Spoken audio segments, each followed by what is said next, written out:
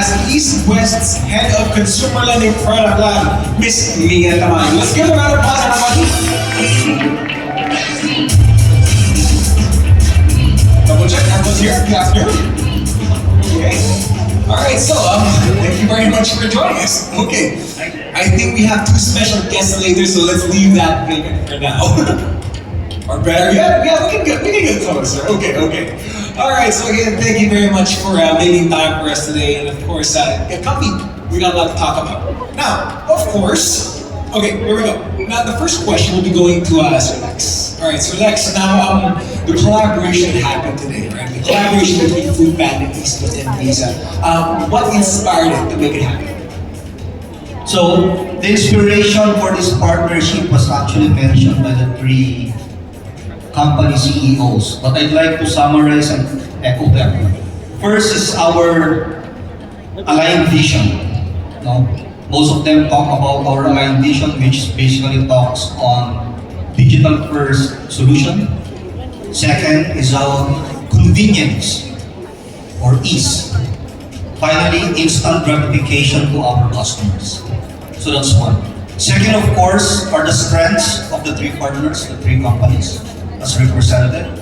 First, in Foodpanda, our on-demand ecosystem and our capability of instant gratification. East West Bank's financial landscape and expertise, as mentioned by Foodpanda, they are now as mentioned by Jerry, they are now basically focusing on NFCs, hopefully looking forward to that. Finally, Visa's global payment network and access. No? But more than that is our commitment in terms of innovation. How we are able to basically come together and find a common solution, not only for the customers, but also to participate in the journey of Philippines' economic digitalization.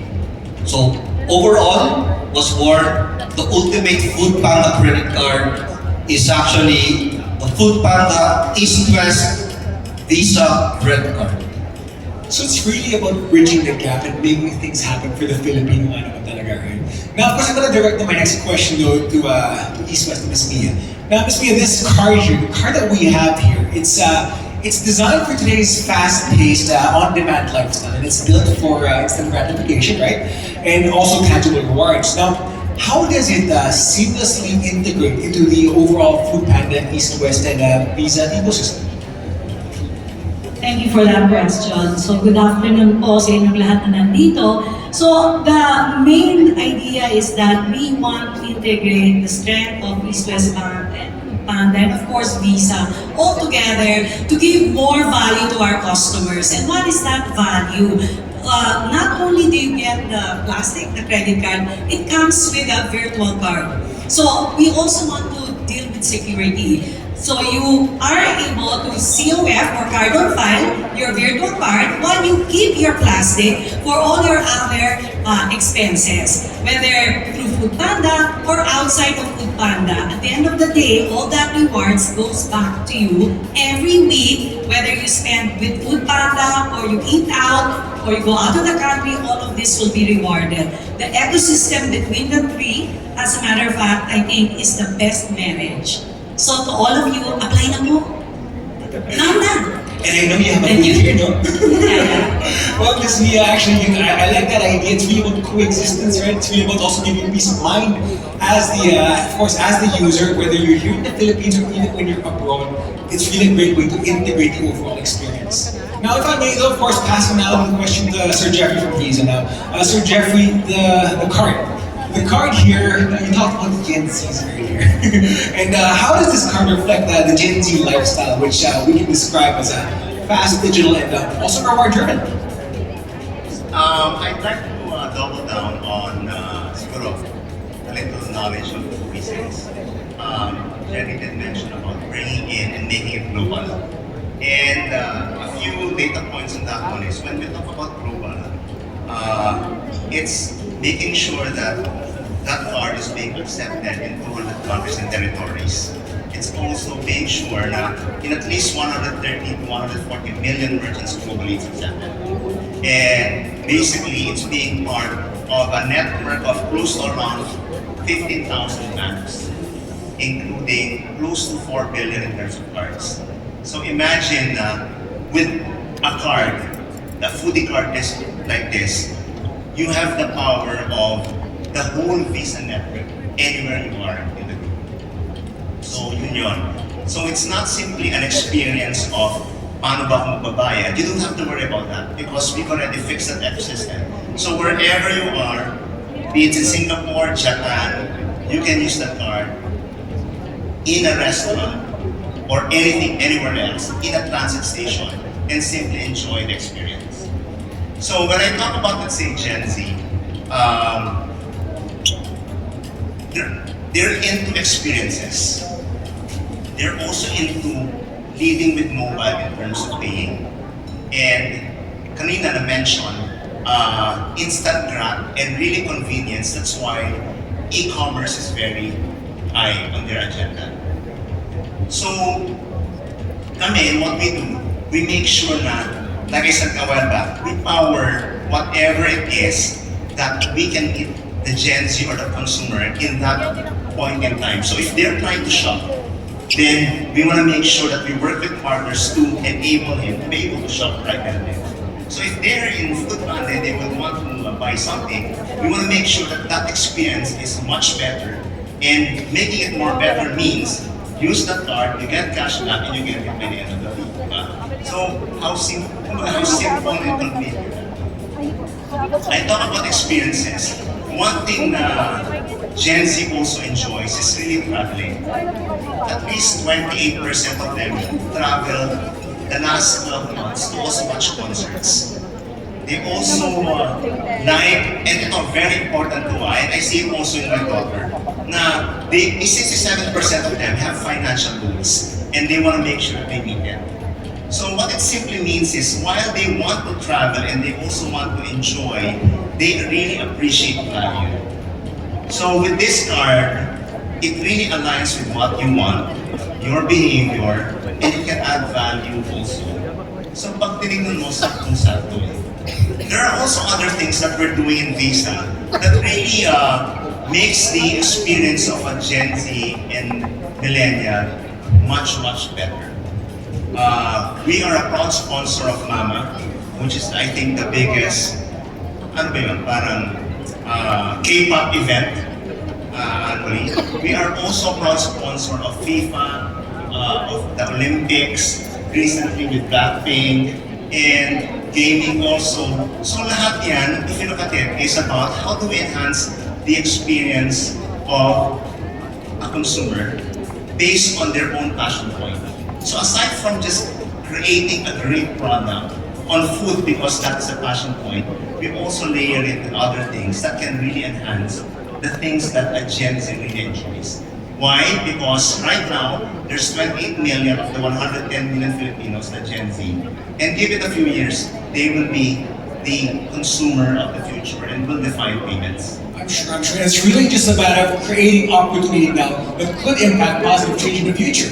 Now, of course, though, as we wrap up this quick fireside chat that we have, though, I'm going to have one question, though. Anybody can answer this, though. How does Foodpanda, East, West, and Visa plan to continue rewarding loyal users through future collaborations, promos, or even surprises? Maybe if I can take first. So, as of today, we are launching the Ultimate Foodie Card. And the way we really want to take a look at our consumers, which are actually Gen Zs, if you may, is to bring continuous innovation. I think the three CEOs talked about it in their speech a while ago. And we need to unlock additional innovations to basically close the gaps of whatever consumers are looking for. Today, we are talking about instant gratification. What does that mean? You order the food in the app, you pay via the app, you get your food, you get a reward. Our view, and hopeful that by the near future, and I look at my dear partner who is sitting in front of me, an example could be to make more rewarding, exciting. What if You order the food, you pay via app, you get rewarded before you eat. That's what I call from instant to real time. No? As Jerry would have said, the future tomorrow would basically different. As early as now, we need to innovate and find that gap. But more than that is basically to listen for customers. What does that mean? Once we launch, once this gets activated, utilize them, tell us your feedback, tell us your comment. We will listen, we will learn, we will further innovate. And there you go, right? Planning for the future. There you go, everybody. Let's get a round of applause. Now, of course, are you craving for more information about this latest partnership? Now, if you've got more questions, though, this is your time to ask. But of course, while we're preparing for the questions, though, I've also invite two more friends to join us on stage. I'd like to welcome Sir Danny from Food Panda and Sir Jerry of East West to please join us on stage as we begin our Q&A.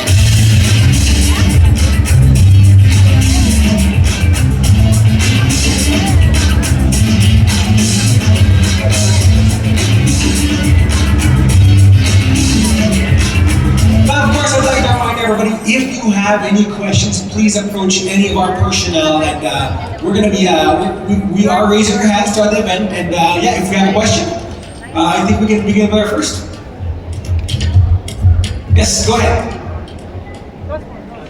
Hi, good afternoon. I'm Leonard Macanili from Rabang 30H and Manila Bulletin. I'm just curious because personally I almost encountered credit card fraud a few days ago. So can you talk about the security features of this offering? So thank you for that question. What's very good about this product is that it's totally digital. Jeff earlier mentioned that the Gen Z people, they're always on their phone. But who isn't? You don't have to be Gen Z, you don't have to be millennial. Even my mom is always on her phone now, right? So part of the promise of this product is security. Exactly why we said that when you apply, forget an application form, forget leaving it to a third party who needs to encode it and all that. All you have to do for the customer, go to the app, East West Esta app or the Food Panda app, and apply digitally. You upload your ID, we authenticate that ID, and it goes through a secure process. Whenever you use the card as well, there is the several authentication that happens, plus the big part here is the virtual card. So your virtual card, you put it in the COF or the card on file for your Food Panda. Therefore, the credit limit that you want to expose is not necessarily your total limit that you use for outside Food Panda spend. So in terms of security, sir, we assure you the cybersecurity, the fraud checks, they are in place and they are here to protect our consumers. Thank you. You're great. I'll add lang, this is a dad moment. So, scammers will continue to exist. Right? There will always be bad actors and they will always attempt. Right? I think what is important is that each and every one of us become responsible for our own safety and security. As Mia mentioned, it's also part of how we orchestrate everything. Right? So the first thing is, on the digital world, you don't expose everything. Diba? That's why a virtual card is very, very important. Kasi sub-limit yun. Kung 1 million yung limit mo, hindi mo naman i-expose lahat yun. Kasi kinakain natin 10,000 lang. Maximum yun. Right? Ako 400 lang minsan. Actually, average daw, 400. Kung walang bucks. But minsan lumalampas. But the reality is that you need to make sure that you expose only what you think needs to be exposed. Right? So virtual cards are very, very important. Secondly, we are sending out notifications every transaction. Right? I think that's something that you should not ignore. You should look at it, right? And then respond immediately.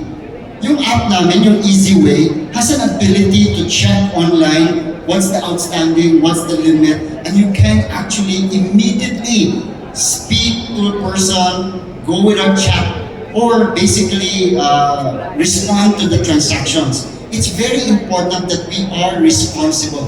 Again, I repeat, scammers will always attempt to scam, right? There is no way I can tell you it will never happen. But what I can tell you is you can limit it. Limit it by doing it rationally. Keep it small, expose small. Same thing with your wallet. Do not put your life savings in your wallet. Kasi wallet is like your wallet. Ako, wala na ako wallet. Right? You do not bring your life savings in your wallet. You have a bank account for that. And if you have your investment, you have an investment account for that. So we need to start segregating and segmenting things. Sorry ha, the dark moment kayo. That's perfectly fine. It's really about being vigilant. So Jeffrey, yes? Tito moment naman ako. Younger. Pakit pa. So, I'll go beyond the card and I'll talk about what is it in Visa that we're doing to make sure that it's really secure and really protected. And recently, I'm sure you've been hearing about Google Pay, you've been hearing about the technology called tokenization. Ang ibig sabihin lang ng tokenization is, in the past, kapag binigay mo yung card mo naka-expose yung 16 digits. Yung likod din, nandun yung CVV, di ba? So, in a way, expose ka. Ganon din if you put it in an e-commerce website. Tokenization is, kapag iniregister mo siya ng e-com, let's say Foodpanda, nare-replace yung 16-digit na yon at magkakaroon ng another random 16-digit na kapag itong 16-digit na to nawala at nakita ng scammer, useless yun, hindi niya yun gagamit. Kasi hindi yun talaga ang tunay na card number. So that's what we're doing with Foodpanda. So every time you register a card within Foodpanda, it becomes tokenized. When you push your East West Foodpanda card into Google Pay, mato-tokenize din yun. Then that's how we also ensure na we increase the security. I'll give you a data point lang ha. In all tokenized transaction, it has the ability to reduce fraud by 58%. So, malaki talaga yung power of that technology. So, those are the things that we can do. But to Jerry's point, at the end of the day, meron human factor yon. And there's a responsible way also of using any payment tool that you have. And the best defense really is you being more informed and how to responsibly use your card and really not expose it. There's only so much we can do at the back end. We need the consumer as a partner in really combating fraud. So it's really about being vigilant at the end of the day with that. Right? And thank you very much for answering the question. Thank you very much for that question, Lionel. Do we have anybody else from the audience? Of course, our production team, kindly raise your hand and give a mic once the questions are ready. Do you have somebody? Okay. Hi, my name is Jerry Len of Jerryfied PH. To Sir Jerry po, will the cashback expire?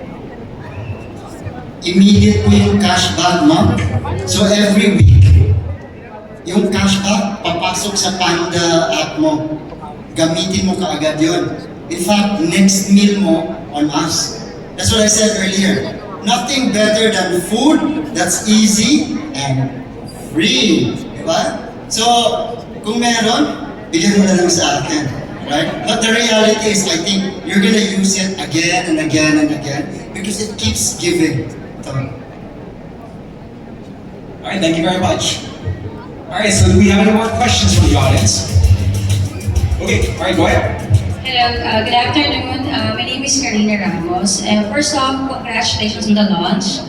And my question is, what makes the Ultimate Foodie card different from other lifestyle cashback cards? And second question is, ano ba yung mga exclusive promos, mga limited time na promos na aabangan namin? Kaya kailangan namin mag-apply ng mga Easters and Foodpanda Ultimate Foodie card.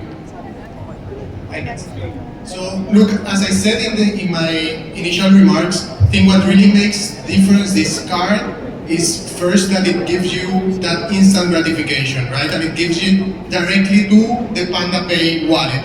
So, as as Jerry had just said, you eat today, next week, you can already use that cashback via our PandaPay wallet, right? And that's something that is different to what other cashback cards uses. So that's number one.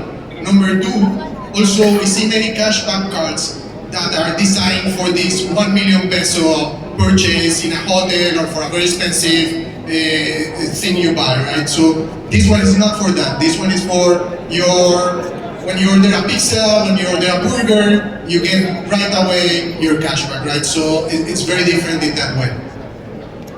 If I can add one word, 10%. Wow. Wow, walang 10% sa merkado. 10%. So we don't have to wait for another billing cycle para makuha namin yung cash. Or every week yun, Every week. pasok yun. Thank you so much, Food Panda and Business. Oy, Karina, I'll wait for your application, ha? For all, tama kayo. All of you, right? Please apply now. Thank you. Alright, thank you. Maybe I can even top up to that. Of course, the 10%, no? Let's talk about the cashback. Don't forget that there's also the Panda Pro benefit. What does that mean?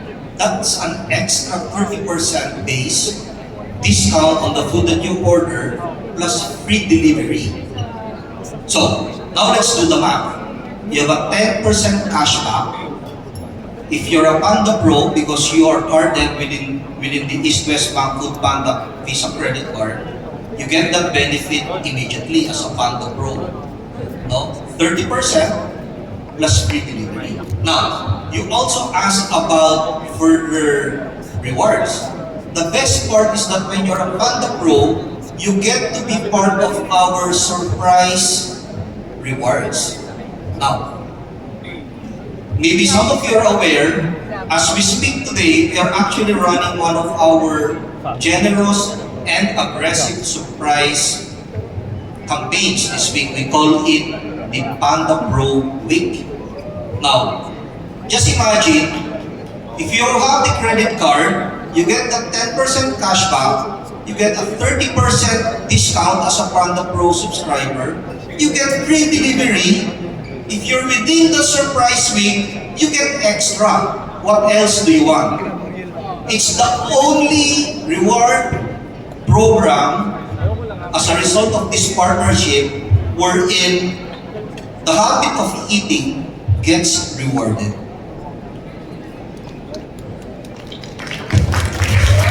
Ingat lang sa diet, ha? Saan naman si Pao Pao? Saktong Paskong-Pasko na lang yun, ano? Of course, though, if I may, for the last question though, for today, though, this partnership that just happened today, though, now, of course, will this partnership expand beyond delivery? Are we looking into on-ground events, campus activations, or even lifestyle experiences for our card holders? Anybody go ahead. I speak on behalf of our partners. Absolutely, right? The idea is to make this into the ultimate foodie card, right? So one idea was really to expand this beyond ordering in, but also to use this with partners and merchants outside. Can you imagine eating as much as you can so you have a lot of points so that you can go on a date that's paid for, right? You know, wag lang masyadong mataba on getting time, right? The reality is that it really keeps on having a virtuous cycle, where the more experiences, the more you get rewarded, the more open it becomes, the more windows it opens in terms of capabilities.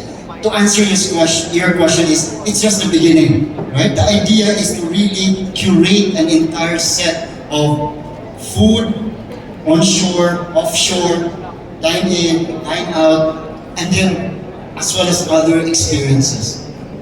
It really just gets better and better. Anybody else? All right, there you have it. So, of course, thank you very much to all of our guests who asked the questions. And, of course, thank you very much to our representatives from Food Panda, Sir Danny and Sir Lex. And, of course, our representatives from East West, Sir Jerry and Miss Mia. And, of course, from Visa Philippines, Sir Jeffrey. Let's give them a round of applause, everybody. And of course, for that, please stay on stage together for a quick post and a photo opportunity. Okay?